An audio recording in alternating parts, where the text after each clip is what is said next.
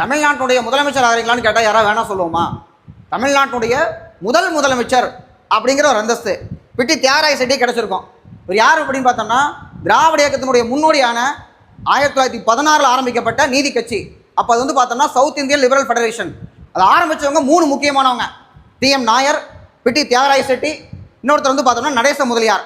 இந்த 3 பேரில் 1916 தான் ஆரம்பிக்கிறாங்க. இந்த 14 ஆரம்பிக்கிறதுல 1920 எலெக்ஷன். 19 நாயர் வந்து இறந்து போயிடுறாரு. டி.எம். நாயர் லண்டனில் இடஒதுக்கீடு கேட்கறதுக்காக போகிறாரு. அவர் வந்து இறந்து போயிடுறாரு. நடேச முதலியார் பார்த்தோம்னா தேர்தலில் தோற்று போயிடுறாரு. முதல்ல இவங்க ஆட்சி அமைக்கிறாங்க.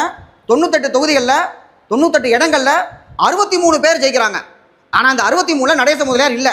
அப்போ 3 பேரில் மிஞ்சி இருக்கிறது ஒரே ஒருத்தர் தான், பிட்டி தியாகராய செட்டியார். அப்போ நீங்கள் முதலமைச்சர் ஆகுங்க அப்படின்னு கவர்னர், அப்போ இருக்கக்கூடிய கவர்னரான மார்க்கிஸ் வெல்லிங்டன் வந்து கூப்பிட்றாரு. இல்லை நான் வரலை, எனக்கு பதிலாக கடலூரில் அட்வொகேட்டாக இருக்கக்கூடிய சுப்ராயல் ரெட்டியாரை நீங்கள் முதலமைச்சராக்கன்னு இவர் சொல்ல, தமிழ்நாட்டுடைய முதலமைச்சர் அப்படிங்கிற ஒரு அந்த அந்தஸ்து, அந்த பதவி, அது எல்லாத்தையுமே விட்டு கொடுத்தவர் தான் பிட்டி தியாகராய செட்டியார். இவர் வந்து பார்த்தோம்னா South Indian Chamber of Commerce அப்படின்னு சொல்லி 1910 21 வரைக்கும் நடத்திட்டு இருக்காரு. முக்கியமான ஒன்று. அது மட்டும் இல்லை, சென்னையினுடைய மேயர் 1921 இவர் மேயராக இருக்கும் பொழுது மதிய உணவு திட்டத்தை தொடங்கி வச்சிருக்கிறார். காமராஜருக்கு முன்பாகவே 1000 விளக்கு பகுதியில் மதிய உணவு திட்டம் தொடங்கி வச்சார். இவரை ஏன் வெள்ளுடை வேந்தர் சொல்கிறாங்க அப்படின்னு பார்த்தோம்னா 1921 கேனட் கோமகன் அப்படின்னு சொல்லி இளவரசர் வந்து இந்தியாவுக்கு வர்றாரு. அப்படி அந்த இளவரசரே வரும்பொழுது காங்கிரஸ் வந்து பார்த்தோம்னா எதிர்க்கிறாங்க. ராஜகோபாலாச்சாரி தலைமையில் போராட்டமே நடக்குது. ஆனால் இவர் வந்து பார்த்தோம்னா கவர்மெண்ட்டுக்குள்ளே இருக்கிறதுனால வரவேற்க போகிறேன் அப்படிங்கிறாரு.